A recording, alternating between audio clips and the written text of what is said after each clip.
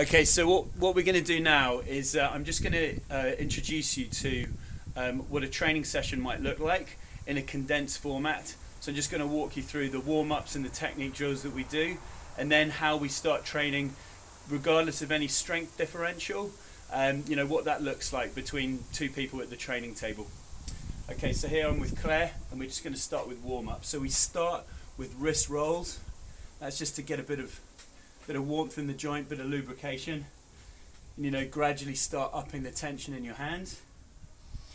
And then what we do is a cupping against pronation exercise. So I'm going to get Claire to cup, and then I'm going to pronate through. So cupping and pronation are two fundamental strengths, and they're sort of contesting each other in arm wrestling. So that's a really important warm-up to do. And then I'll do the same. Nice. Yeah. Great.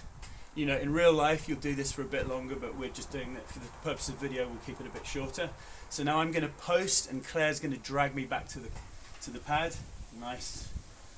Yeah. Yep. And vice versa. That's it. Elbow to the front of the pad. That's it. Nice. Okay.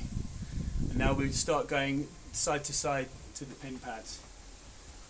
If you're the more experienced athlete, you're always looking out, helping the person who's newer and weaker at the table, or newer at the table, you're helping them with technique.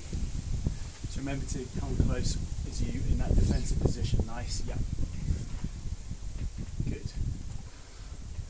Okay, so once you started to warm up, the best way to train is, instead of competing with each other, if you're the stronger athlete, reduce the amount of force you apply on the table, and let the newer or weaker athlete get into an attacking position, and let them work different angles.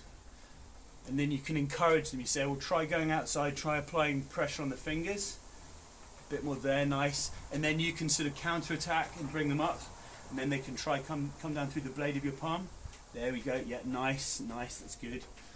And just sort of guide them through it. So if you do that, you're reinforcing your knowledge by teaching. Teaching helps you to sort of cement those pathways in your own mind, and obviously that's the best way for the beginners to learn as well, because if you're experienced and you're just thrashing the beginners to the pin pad, they're not going to enjoy it, and you're not going to learn anything.